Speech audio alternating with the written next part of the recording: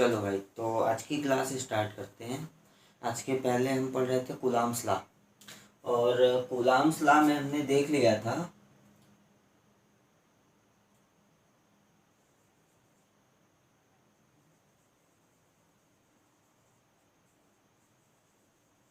Coulombs law में हमने देख लिया था कि अगर दो चार्ज पार्टिकल हैं और इनके बीच में कुछ ना कुछ दूरी है, तो इनके बीच एक फोर्स काम करता है। वो फोर्स आपका फोर्स ऑफ अट्रैक्शन भी हो सकता है और आपका फोर्स ऑफ रिपल्शन भी हो सकता है। ठीक है, इतनी सारी बात हम कर चुके थे। अब आज आगे देखते हैं। ये आपका इप्साइलन नॉट लिखा है, ठीक है। कहीं कहीं पे आपको कल बताया था 1/4 पाई इप्साइलन m लिखा मिल जाएगा, Q1 Q2 divided by R square. तो इसकी चर्चा हो रही थी। ये क्या चीज़ थी आपकी? Permittivity of medium. इस पे बात कर रहे थे। अब परमिटिविटी वर्ड क्या होती है, तो थोड़ा सा हमने बेसिक आइडिया लिया था कि जैसे फोर्स है, इलेक्ट्रिकल फोर्स, एयर में कुछ और होगा, और जैसे ही आपने मीडियम चेंज किया, एयर की जगह कुछ और रिप्लेस किया, तो परमिटिविटी उसकी बदल जाएगी। इसकी वजह से फोर्स की वैल्यू क्या होगी? बदल जाएगी।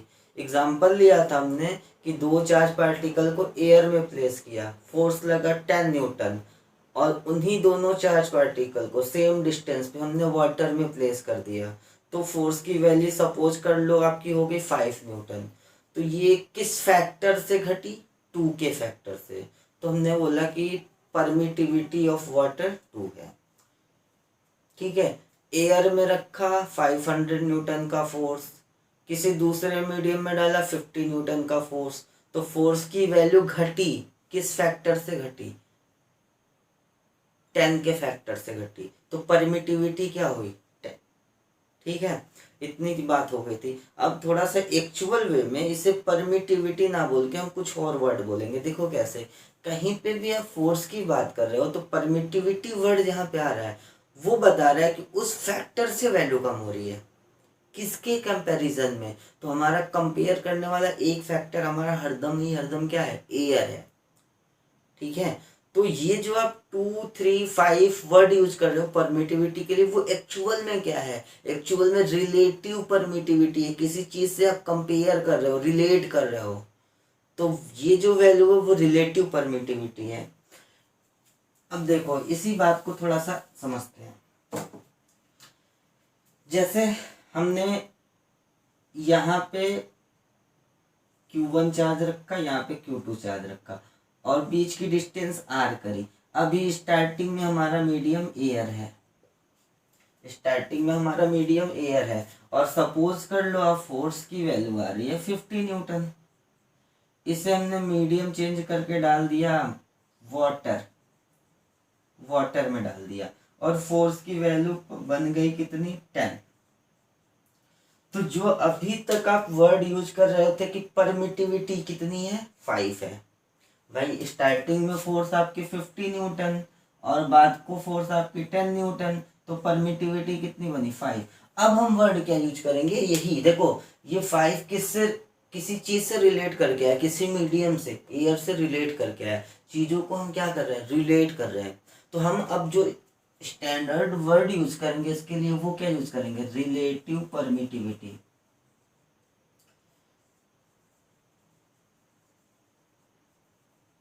जो हमारा वर्ड यूज होगा वो क्या यूज होगा? Relative permittivity. ठीक है, तो पहले हम रिलेटिव परमिटिविटी को लिख लेते हैं, फिर आगे देखते हैं क्या होता है।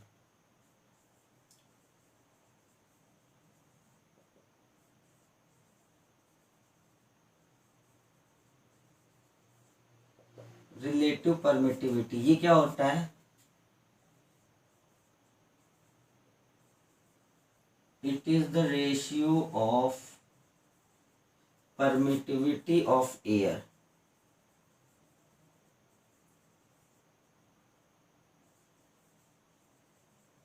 टू द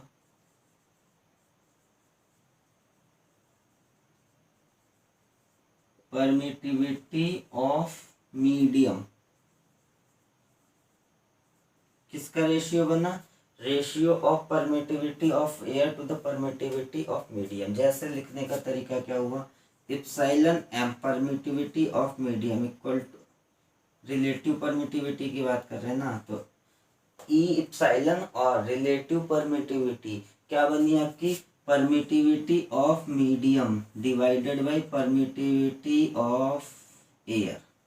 नॉट को हमने वर्ड यूज कर लिया एयर।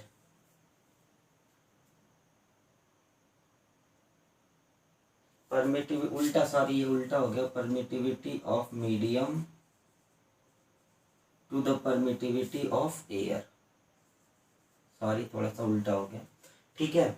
रिलेटिव परमिटिविटी क्या हो गया, permittivity of medium divided by permittivity of air. आपेक्षिक विद्युतशीलता, किसी माध्यम में विद्युतशीलता डिवाइडेड बाय निर्वात की विद्युतशीलता, ठीक है। चलो यहां से आप देखो इप्सिलॉन एम की वैल्यू कितनी आ रही है आपकी, epsilon nought into epsilon R. ये यहाँ से इप्सिलॉन एम की वैल्यू हमने निकाली तो इप्सिलॉन नॉट इधर चला गया, तो इप्सिलॉन एम इक्वल टू कितना, epsilon nought into epsilon R, ठीक है। इतनी सी बात में आपको कहीं से कोई प्रॉब्लम नहीं होगी। अब इसको कूलॉम्स लॉ में थोड़ा सा एक बार करके देख लेते हैं। इतना आपने शायद नोट कर लिया होगा, आप नोट करते रहना।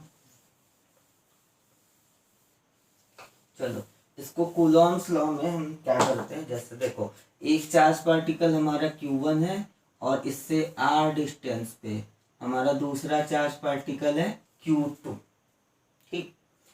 फोर्स जो लगेगा, अभी एयर की बात करते हैं, तो जो फोर्स की वैल्यू आएगी वो F0 आएगी, आपको पिछली क्लास में बता दिया हूँ। तो F0 कितना बनेगा, 1/4 pi epsilon naught Q1 Q2 divided by r square, ठीक है। अब हमने मीडियम चेंज कर लिया, तो किसी मीडियम में फोर्स की वैल्यू जो आएगी वो Fm, फोर्स इन मीडियम, माध्यम में बल, वो कितना बनेगा, 1/4 pi epsilon m Q1 Q2 divided by r square, इतना बनेगा। और अभी आपने पढ़ा है इप्सिलॉन r इक्वल टू क्या, अभी आपका निकल के आया था epsilon m divided by epsilon nought, और एक चीज क्या निकल के आई थी, epsilon m equal to epsilon nought multiplied by epsilon r। ये चीज अभी आपने निकाला है। अगर हम यहाँ से इप्सिलॉन m की वैल्यू उठा के यहाँ पे पुट करें तो हमारा फोर्स इन मीडियम क्या बन के आया, 1/4 pi epsilon naught epsilon r Q1 Q2 divided by r square, इतना बन के आ गया, ठीक। यहाँ से हमें एक रिलेशन मिलेगा कि फोर्स इन एयर और फोर्स इन मीडियम का जो रिलेशन मिल के आएगा वो थोड़ा सा देख लो। अभी मैं जिसको राउंड कर रहा हूँ बस उसको ध्यान से देखना आप, क्या चीज है, 1/4 pi epsilon naught Q1 Q2 divided by r square, क्या है, फोर्स इन एयर या फोर्स इन स्पेस बोलो, बात एक ही है आपके लिए, ठीक है। तो ये 1/4 pi epsilon naught Q1 Q2 divided by r square, ये क्या चीज है, F0। तो हम इतने सारे वैल्यू को F0 लिख सकते हैं, तो Fm कितना बना आपका, F0 divided by epsilon r। Epsilon r क्या है, रिलेटिव परमिटिविटी। और अभी आपको बताया था परमिटिविटी वर्ड जहाँ भी आपकी यूज होनी है वहाँ पे फोर्स की value as compare to air क्या होनी है, कम होनी है। और यहाँ से भी आपको दिख रहा है कि फोर्स इन मीडियम की value 4 in air divided by something है, और इसकी वैल्यू 1 से हमेशा ही, इप्सिलॉन r की वैल्यू हमेशा ही 1 से क्या होगी, बड़ी होगी। तो ये ओवरऑल वैल्यू क्या हो जाएगी, F0 से कम हो जाएगी, ठीक है। चलो इतनी बात आप समझ गए होगे। आपने कभी ध्यान दिया है, देखो कि हम रिलेटिव पर भाई परमिटिविटी ऑफ हमें स्पेस पता है 8.85 इंटू 10⁻⁻12, इतना पता है। तो हम परमिटिविटी ऑफ वाटर भी ले सकते थे, permittivity of oil, permittivity of mercury वगैरह वगैरह ले सकते थे, बट हमने ये वाला वर्ड क्यों यूज किया? तो देखो इसका आंसर ये है कि जैसे आप परमिटिविटी ऑफ एयर 8.85 इंटू 10⁻⁻12 वगैरह वगैरह, तो इसी तरह का इतना लंबा एप्सिलॉन नॉट की जो वैल्यू है 8.85 इंटू 10⁻⁻12 कूलम स्क्वायर और न्यूटन पर मीटर स्क्वायर इतना होता है। तो अब एयर का इतना है, स्पेस को स्पेस भी बोलते हैं, ठीक है, स्पेस का इतना है, तो आपको वाटर का भी इसी के समथिंग में आएगा, मतलब 9.95 इंटू 10⁻⁻ समथिंग या something point something into 10⁻⁻ something. तो देखो इतना बड़ा फैक्टर हर मीडियम के लिए हमें याद रखना बहुत ही पॉसिबल हमारे लिए नहीं है, ठीक। तो उस रिस्पेक्ट में देखो इसकी वैल्यू कितनी आएगी, या तो 1 आएगी, सॉरी 1 तो नहीं आएगी, 1 अभी आएगी, रिलेटिव परमिटिविटी ऑफ एयर अभी देखेंगे इसके बाद। इसकी वैल्यू कितनी आएगी 1.5 2 3 5 ऐसे करके आएगी। तो ये इस चीज के कंपैरिजन में ये चीज हमारे लिए याद रखना बहुत ईजी है, तो हम इसे ही लेके चलेंगे, ठीक है। इतनी बात समझ में आपको आ गई होगी, कहीं से डाउट हो तो फिर आप बाद में देख सकते हो, पूछ सकते हो। अब एक चीज है रिलेटिव परमिटिविटी ऑफ एयर, ये देख लेते हैं।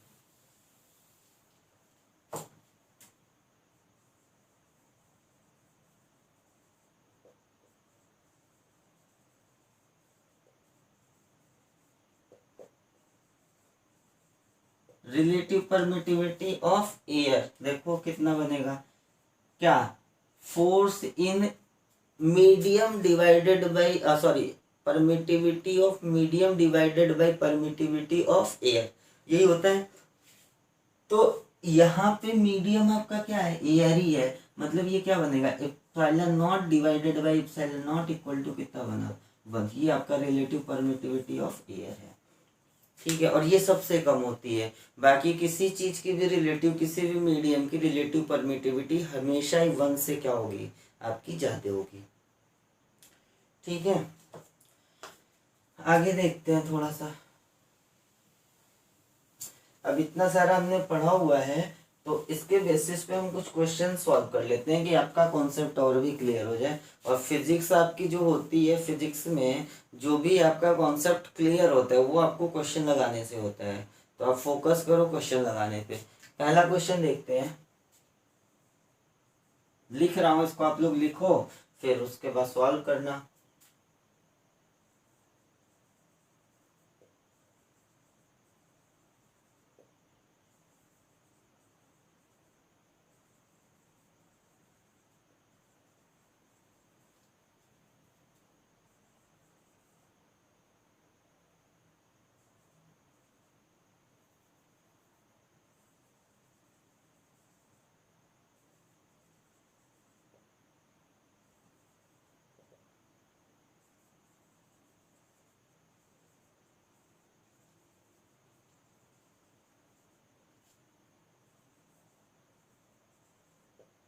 ठीक है, ये आपका क्वेश्चन है, find the force experience by charge particles kept at a distance of 1 metre.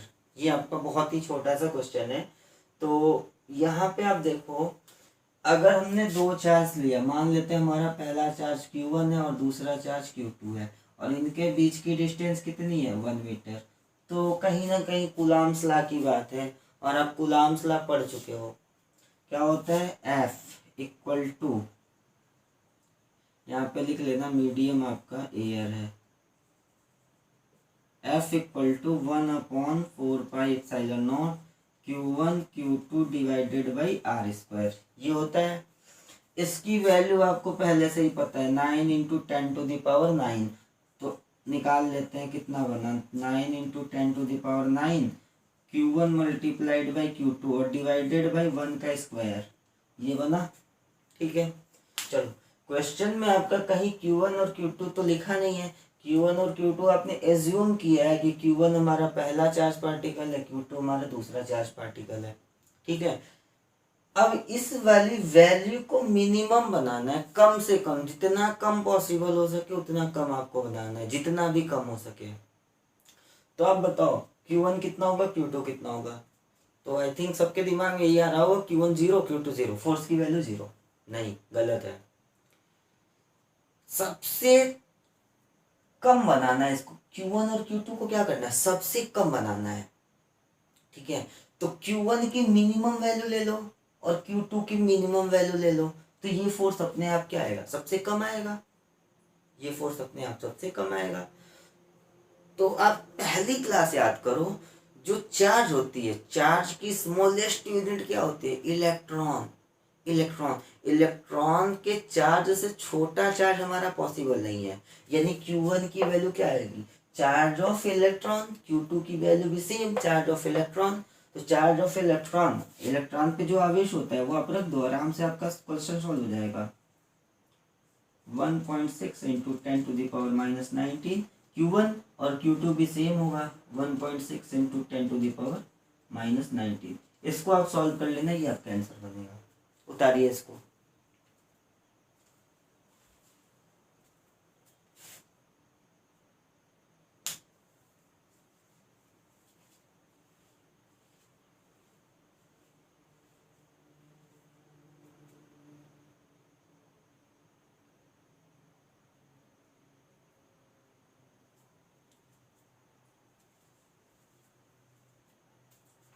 ठीक है, अगला क्वेश्चन देखते हैं।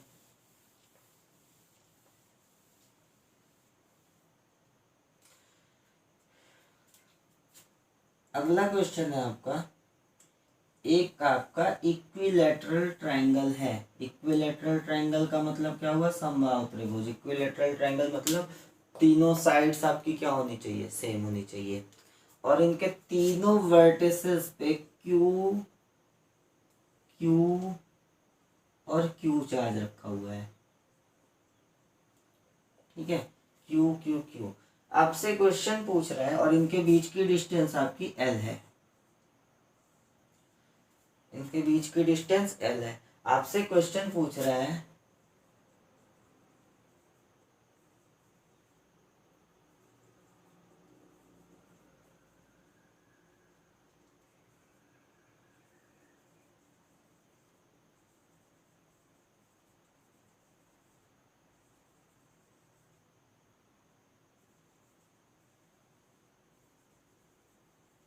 Find the net force experienced by any of one charge.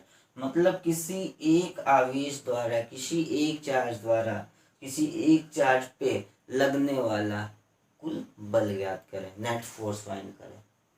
ठीक है, तो इस क्वेश्चन को लगाने से पहले आपको एक छोटा सा कॉन्सेप्ट बता देता हूँ। क्वेश्चन आप उतारो, फिर इसको मैं मिटाने जा रहा हूँ। 11th क्लास की एक कॉन्सेप्ट है, उसको मैं बता देता हूँ, फिर आगे बढ़ते हैं। देखो, जैसे आपको एक 4 और +5 ऐड करना है, 9 बन गया। 2 - 3 ऐड करना है, -1 बन गया। ठीक है, ये सिंपली आप ऐड कर दे रहे हो। क्यों? क्योंकि ये जो 4 है ये क्वांटिटी आपकी स्केलर है, 5 जो है ये क्वांटिटी आपकी क्या है, स्केलर है। तो स्केलर का आप डायरेक्ट एडिशन करते हो। बट वेक्टर है तो वेक्टर का डायरेक्ट एडिशन आप नहीं कर सकते हो। और आपकी force is a vector quantity, बल आपकी एक सदिश राशि है, तो आप डायरेक्ट इसका एडिशन नहीं कर सकते। तो वेक्टर के एडिशन के रूल्स होते हैं। ठीक है, उसमें जो हमारे काम का है, लॉ ऑफ पैरेललोग्राम, समांतर चतुर्भुज का नियम। लॉ ऑफ पैरेललोग्राम, समांतर चतुर्भुज का नियम क्या होता है, जैसे हमारा एक वेक्टर ये ऐसे दिया हुआ है, ए वेक्टर, और समथिंग इधर आपका कहीं ऐसे दिया हुआ है, वी वेक्टर। ठीक है, इनके बीच की एंगल आपको दी है, थीटा है। अब इनको ए वेक्टर और बी वेक्टर को जोड़ना है, तो हम क्या करते हैं, इसके पैरेलल यहां से लाइन खींचते हैं, ऐसे हमने खींच दिया, और इसको मिला देते हैं। वो ऑब्वियस सी बात है, ये इसके पैरेलल है तो ये इसके पैरेलल होगा, तो ये आपका एक बनता है पैरेललोग्राम। और इसका जो ये वाला डायगोनल है, ये वाला विकर्ण है, यही आपको क्या बताता है, रिजल्टेंट।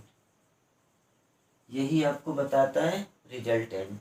ठीक है, तो तो हम इसको डिराइव नहीं करते हैं, डायरेक्ट रिजल्ट पे आते हैं। ये 11th की चीज़ है, अगर आपको नहीं पता है तो थोड़ा सा पीछे देख लेना वेक्टर वाले चैप्टर में। तो जो इनका रिजल्टेंट आता है वो कितना निकल के आता है, under root of A square plus B square plus 2ab cos theta, ये आपका रिजल्टेंट निकल के आता है। ठीक है, यहाँ पर थीटा क्या चीज़ है, ये थोड़ी सी ध्यान देने वाली बात है। जो थीटा है, theta is the angle between A vector and B vector. Theta जो आपका है वो ए वेक्टर और बी वेक्टर के बीच का क्या है, कोण है। तो इस फॉर्मूले को आप नोट कर लो, अगर आपको नहीं पता है तो बाकी सबको पता होता है, इस छोटी सी चीज़ है। ठीक है, तो इसका हम यूज करके अपना क्वेश्चन सॉल्व करेंगे। क्वेश्चन हमारा क्या कह रहा है, ये हमारे पास इक्विलैटरल ट्रायंगल था, यहाँ पे क्यू चार्ज, यहाँ पे क्यू चार्ज, यहाँ पे क्यू चार्ज। किसी एक पे फोर्स बताना था तो हम इस वाले पे निकालते, चाहे जिस पे निकालो सेम आएगा। ठीक है, कूलॉम्स लॉ का यूज करो आप। कूलॉम्स लॉ क्या कहता है, अगर फोर्स दो चार्ज पार्टिकल पे लगता है तो उसकी कंडीशन क्या होती है, दो चार्ज पार्टिकल हो, यहाँ पे हैं, इनके बीच कुछ ना कुछ डिस्टेंस हो, वो भी है, और जो फोर्स लगता है उसकी डायरेक्शन क्या होती है, डायरेक्शन नहीं, फोर्स किस पे लगता है, दोनों चार्ज पार्टिकल को मिलाने वाली लाइन पे ही, कहीं ना कहीं लाइन की डायरेक्शन में ही होगा।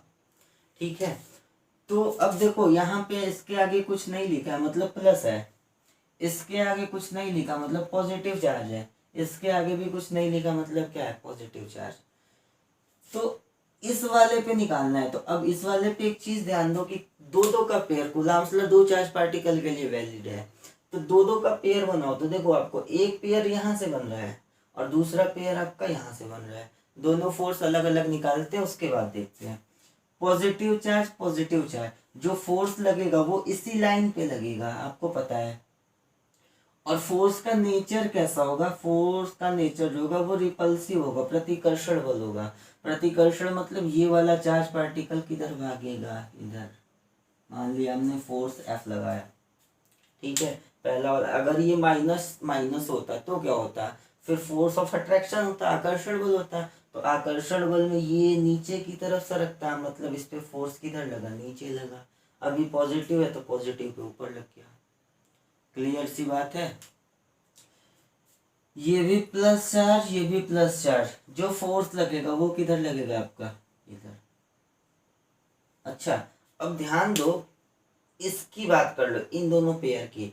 तो जो फोर्स निकल के आएगी वो कितनी आएगी, 1/4πε0 Q1 Q2, मतलब पहले वाला भी Q और दूसरे वाला भी Q।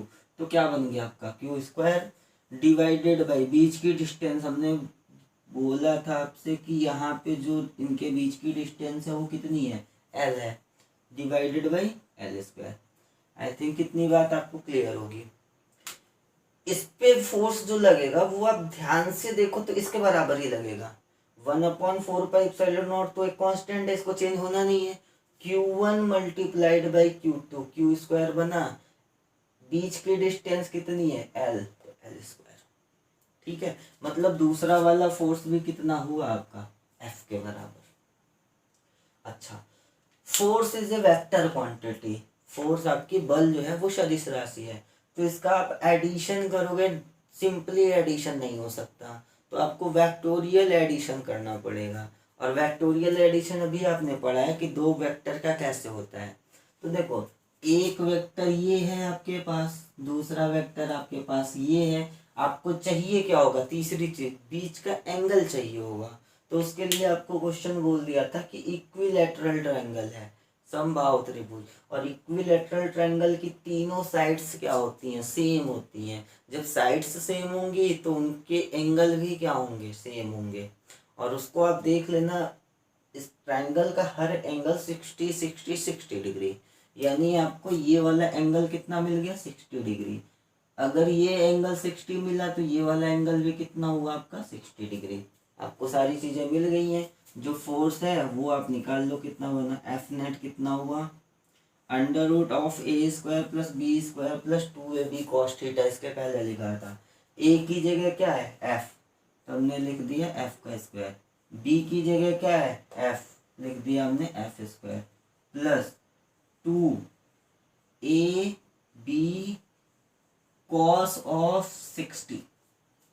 क्लियर होगी यहाँ तक की बात, बहुत इजी चीज है। सॉल्व करते हैं। अब एक लाइन में लिखता हूँ, थोड़ा सा आप देखना इसे। कॉस 60 होती है आपकी 1/2, यहाँ पे 1/2, नीचे वाला 2 ऊपर वाला 2 कैंसिल आउट, बचा कितना f मल्टीप्लाइड बाई एफ, मतलब कितना F square. F square plus F square plus इसे सॉल्व करके एफ स्क्वायर, कितना मिला आपके पास √3f²। जब आप इसे सॉल्व करोगे तो एफ नेट की वैल्यू कितनी आएगी f√3। ठीक है, f√3 आ गई, और f की वैल्यू आप पहले से निकाल चुके हो यहाँ पे, तो ये वाली वैल्यू आप f की यहाँ पे रख दो। तो जो आपका f नेट निकला वो कितना निकला 1/4πε0 Q² divided by L² multiplied by √3 है, तो हमने √3 यहाँ लिख दिया। ये आपका हो गया आंसर। इसे आप उतारिए। समझ में आ गई होगी, नहीं समझ में आ रही है तो एक बार आप फिर से देख लेना, क्लियर हो जाएगा। इसे आप उतारो, फिर आगे बढ़ते हैं।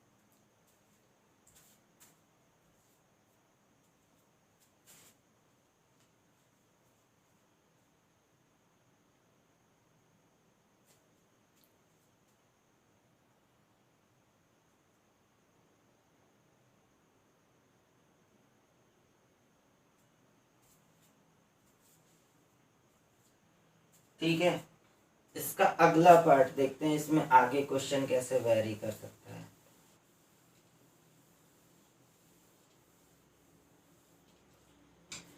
अगला वेरिएशन देख लो।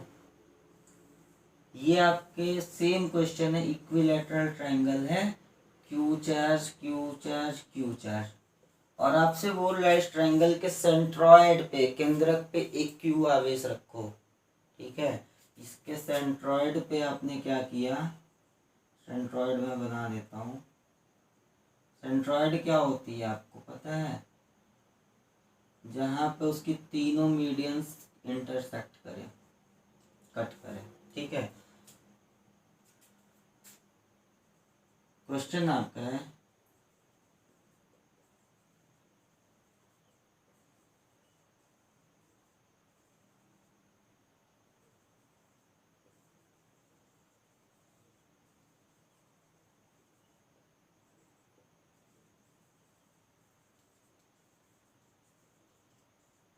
ठीक है, ये आपका क्वेश्चन है।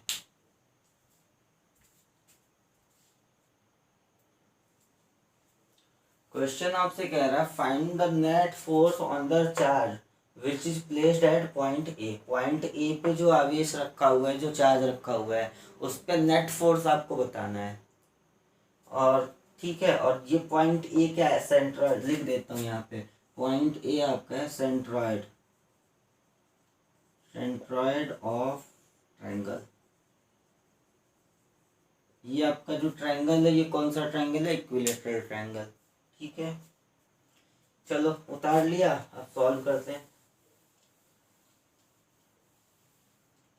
देखो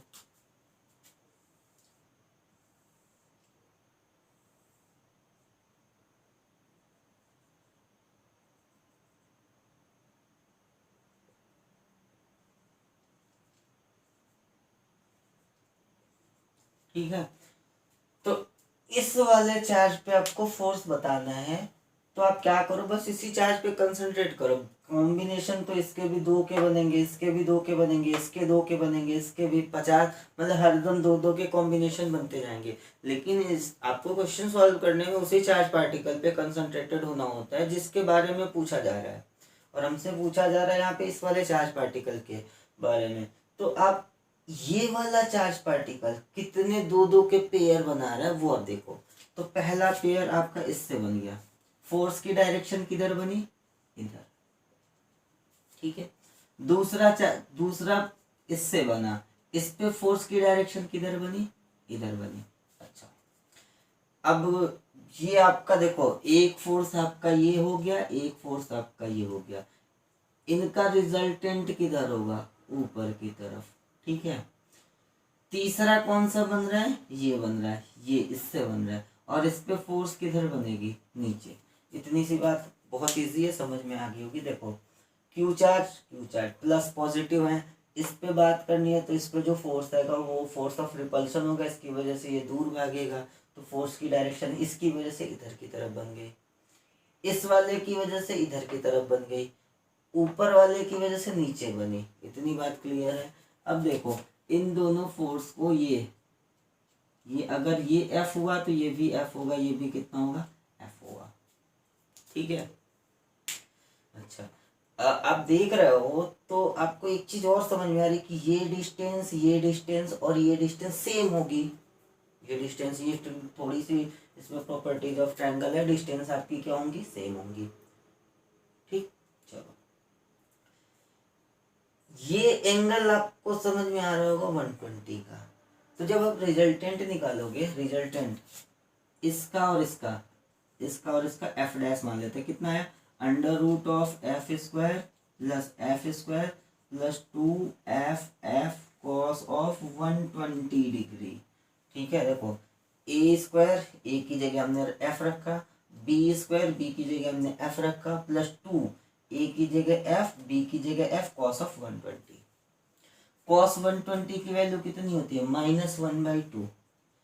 तो थोड़ा सॉल्व करते हैं, F square plus 2f² into -1/2, ये कैंसिल आउट, यहाँ पे ये वाला यहाँ आके माइनस होगा, ये प्लस f² कटेगा, कितने बचेगा, f। मतलब इन दोनों का जो रिजल्टेंट है वो भी कितना आ रहा है, f आ रहा है। एक फोर्स F ऊपर की तरफ, एक फोर्स F नीचे की तरफ, नेट फोर्स कितना, नेट फोर्स जो निकल के है वो आपका निकल के है 0। कैसे, देखो ये मार्कर है, आप इसे 50 न्यूटन से इधर खींचो तो ये इधर भागना चालू करेगा। दूसरे केस में 50 न्यूटन से आप इधर खींचो तो इधर भागना चालू करेगा। अब एक काम करो, एक ही साथ 50 न्यूटन आप इधर भी भगाओ इधर भी भगाओ, ये यहीं का यहीं पे रुका रहेगा। यहीं पे रुका रहने का मतलब क्या, नेट फोर्स कितना है, 0 है। तो इस वाले केस का आंसर कितना है, 0। चलिए उतारिए, फिर आगे बढ़ते हैं।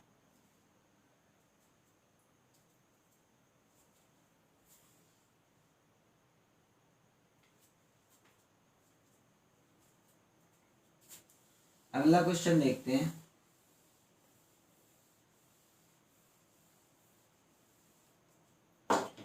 अब ट्रायंगल पे जितने सारे क्वेश्चन आएंगे भी ये आप सॉल्व कर लोगे। स्क्वायर पे आते हैं, एक आपका स्क्वायर है, ठीक है, इसकी साइड L है और इसके चारों वर्टिसेस पे, इसके चारों कोनों पे हमने QQ चार्ज प्लेस कर दिया। इसमें 2 क्वेश्चन बनेंगे, दोनों करते हैं। पहला क्वेश्चन क्या है,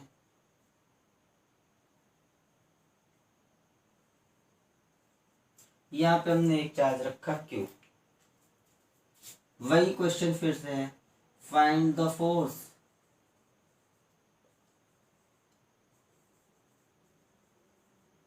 on charge particle which is placed at point A। ठीक है, पॉइंट A पे जो चार्ज पार्टिकल है उस पर नेट फोर्स बताना है।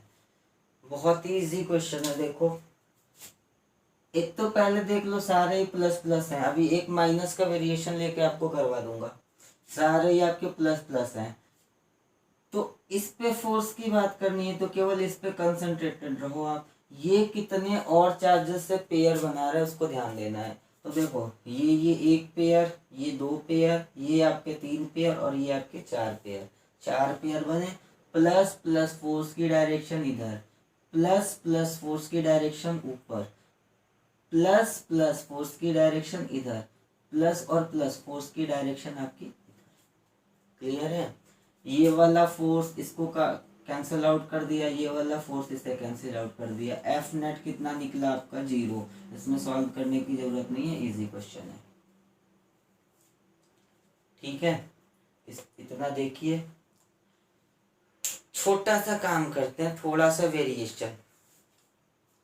वेरिएशन आपका ये है, मिटाते हैं इसे। अभी क्वेश्चन यही सेम है, बस थोड़ा सा हम इसमें चेंजिंग करते हैं।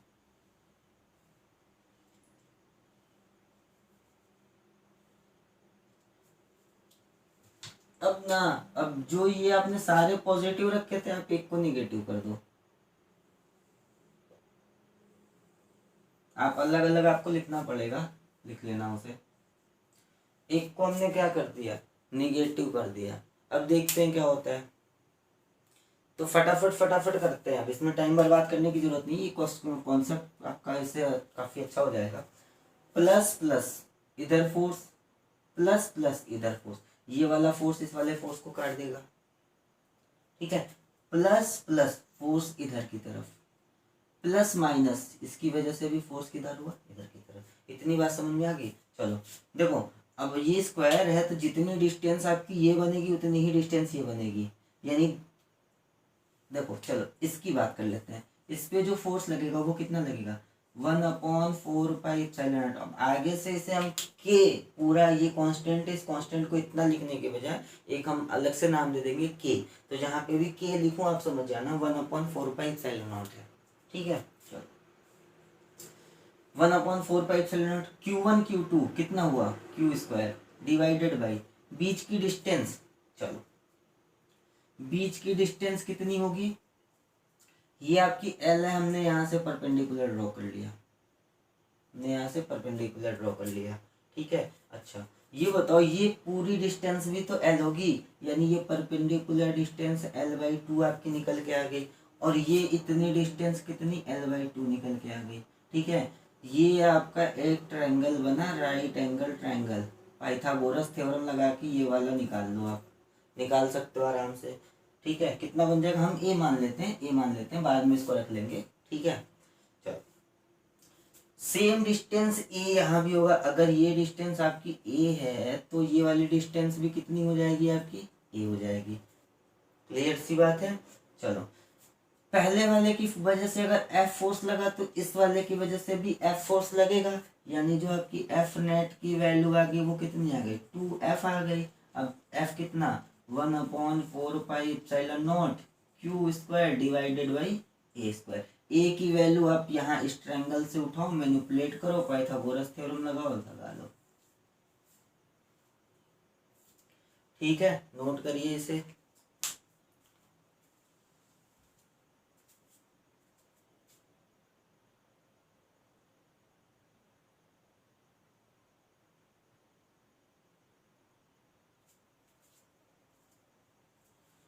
चलिए स्क्वायर का अगला क्वेश्चन देखते हैं। जो आपके कूलम्ब्स लॉ के क्वेश्चन है वो स्क्वायर बेस्ड एक और क्वेश्चन देखते हैं। अगला क्वेश्चन क्या है, एक आपका स्क्वायर, आप लिखते जाना, एक आपका स्क्वायर है Q4 Q4 Q4 Q4। आप चाहे तो 2Q 3Q जो जो आपकी मर्जी कर सकते हो, बस हमने हमारा इजी लेने का पर्पज ये है कि आपको कैलकुलेशंस ज़्यादा नहीं होंगी और चीज़ें समझ में आती रहेंगी कि हाँ वेरिएशन कैसे कैसे है, ठीक है। चलो वही क्वेश्चन फिर से है, find the net force experienced by charge which is placed at point A। ये आपका क्वेश्चन है कि जो पॉइंट ए पे आपका चार्ज पार्टिकल रखा हुआ है उस पर नेट फोर्स कितना लगेगा। सॉल्व करते हैं जल्दी से इसे। अब आई थिंक आप समझ गए होगे और करना भी स्टार्ट कर दिया होगा आपने। आप पहले से खुद से सॉल्व कर लेना फिर देखना सोल्यूशन। देखो प्लस प्लस फोर्स की डायरेक्शन इधर, ठीक है, प्लस प्लस फोर्स की डायरेक्शन किधर, ऊपर। और आप ध्यान से देखो, थोड़ी सी आप देखो तो जितना फोर्स ये है उतना ही फोर्स ये भी है, क्योंकि फोर्स कितना होता है बेटा, फोर्स आपका जो होता है 1/4πε0। Q1 Q2 यहाँ पे कितना हो जाएगा, Q1 into Q2 Q square divided by यहाँ पे साइड हमने L ली थी तो हमने L ले लिया, तो ये कितना हुआ L स्क्वायर। ठीक है, पहले वाले इसकी वजह से फोर्स। अच्छा, ये तो एक कांस्टेंट है, ठीक है, जितना इस केस में होगा उतना इस केस में होगा, उतना ही इस केस में भी होगा, कांस्टेंट की वैल्यू आपकी चेंज नहीं होगी। Q1 Q2 यहाँ भी आपका क्यू स्क्वायर बन रहा है, यहाँ भी आपका क्यू स्क्वायर बन रहा है, ये भी सेम। नीचे r की जगह डिस्टेंस होती है तो यहाँ पे भी आपकी डिस्टेंस l है, यहाँ पे भी डिस्टेंस l है, तो एल स्क्वायर। मतलब आप इतना ऑब्जर्व करके बता सकते हो कि अगर ये वाला फोर्स F है तो ये वाला फोर्स भी कितना होगा, F होगा। दो फोर्सेज आपको अभी मिल गए हैं, ठीक है, अभी आपको दो फोर्सेज मिले हैं, इनका पहले रिजल्टेंट बना लेते हैं। अब देखो दोनों फोर्सेज बराबर हैं और ये एंगल स्क्वायर है, तो ये एंगल आपका कितना बना 90 डिग्री। अगर ये एंगल 90 बना तो ये ऊपर वाला एंगल भी कितना बनेगा 90 डिग्री। ठीक है, 90 बन जाएगा। 11th में जो आपका वेक्टर वाला चैप्टर होगा उसमें आपने पढ़ा होगा कि अगर दोनों वेक्टर सेम हैं, सेम मैग्नीट्यूड के हैं, उनका परिमाण बराबर है, तो जो उनका रिजल्टेंट होगा इनके बीच से होके जाता है, यानी इसका रिजल्टेंट जो होगा ये यहाँ से ऐसे जाएगा, इसे हम एफ डैश कर लेते हैं। ठीक है, और एफ डैश की वैल्यू पहले निकालते हैं कितनी आएगी। क्या आपका फॉर्मूला क्या है, under root of A square plus B square plus 2ab cos theta. तो ए की जगह आपका कितना एफ स्क्वायर प्लस बी की जगह कितना F square plus 2f square cos of 90, और कॉस 90 कितना होता है, थीटा 90 डिग्री है दोनों के बीच का एंगल, तो हमने 90 प्लेस किया। कॉस 90 की वैल्यू होती है 0, और 0 से मल्टीप्लाई करोगे तो ये वाला टर्म कितना बनेगा 0।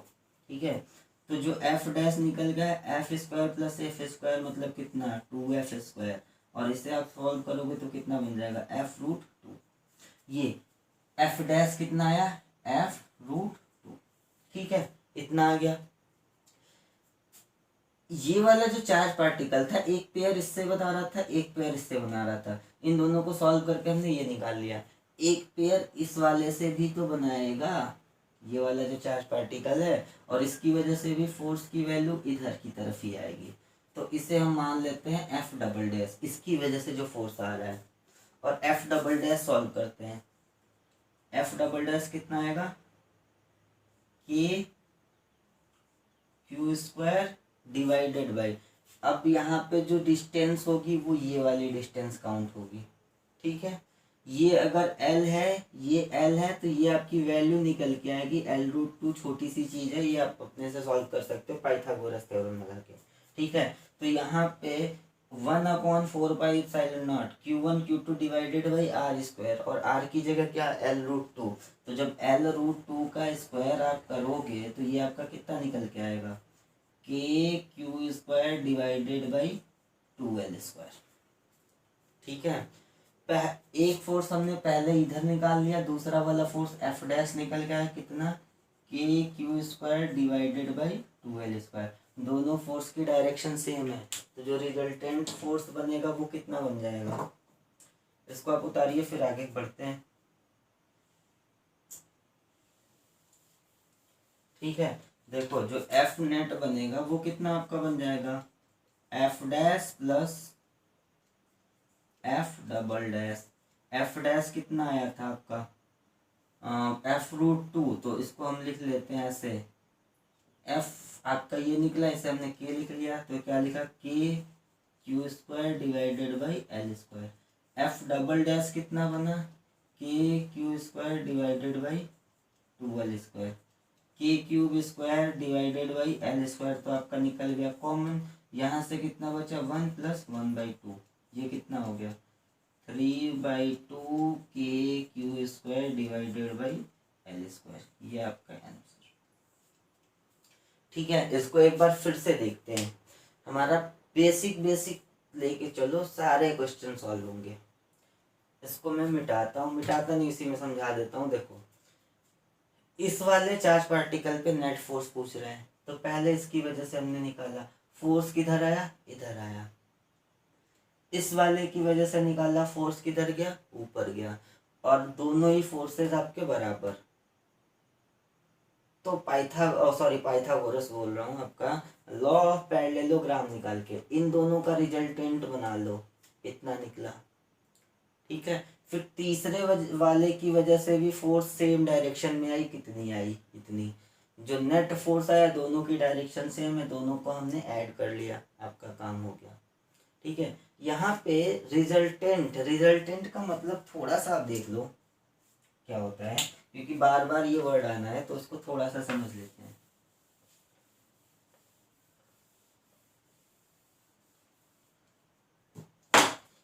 जैसे देखो वेक्टर में रिजल्टेंट का मतलब क्या होता है, जैसे एक बंदा ये है आपका, कोई काम कर रहा है और मान लो एक दिन में इसने इतना काम किया, इतना काम किया। ठीक है, दूसरा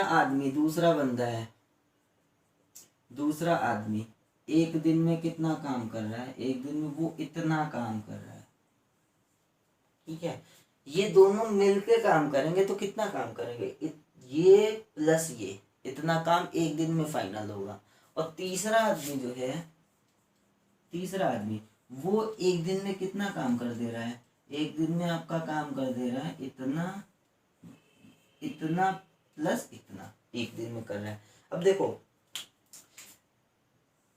अगर आपको किसी काम को करवाना होगा तो या तो आप इन दोनों आदमी को लगाओगे काम पे, और या तो फिर आप इससे अकेले लगाओगे।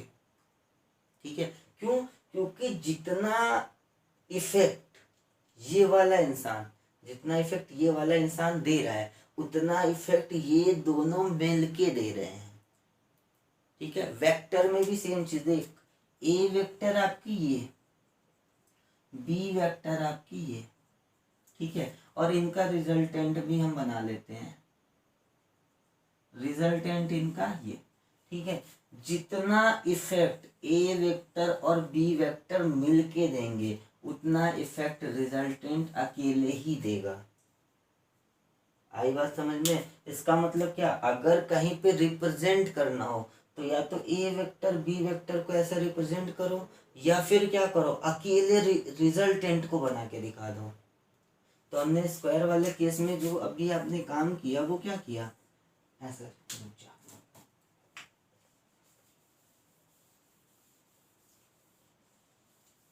आपने स्क्वायर वाले केस में जो काम किया वो क्या किया, आपने ये काम किया। जैसे यहाँ पे आपका क्यू चार्ज और क्यू चार्ज, इसकी वजह से फोर्स इधर लगी और इसकी वजह से फोर्स इधर लगी। अब ये दो वेक्टर थे, ये मिलके जितना इफेक्ट देंगे उतना इफेक्ट इनका रिजल्टेंट क्या करेगा, अकेले देगा। तो या तो आप ये दोनों वेक्टर को एक साथ दिखा के काम चलाओ, या तो फिर इनके रिजल्टेंट को दिखा के काम चलाओ। ठीक है, तो हमने क्या किया था, इनको पहले निकाला और इनके रिजल्टेंट को निकाल दिया और ये हटा दिया। अब ये दोनों वेक्टर मिलके एक सिंगल वेक्टर बन गए थे, कितने का, जो आपने एफ डैश लिखा था। फिर इसकी वजह से दूसरा भी इधर की तरफ आ गया था, एफ डबल डैश, उसको सॉल्व कर लिया था। आई थिंक ये आपका क्लियर हो गया होगा। तो आज की क्लास यहीं पे रखते हैं, कल कूलॉम्स लॉ में और कुछ अच्छे अच्छे कॉन्सेप्ट्स देखेंगे।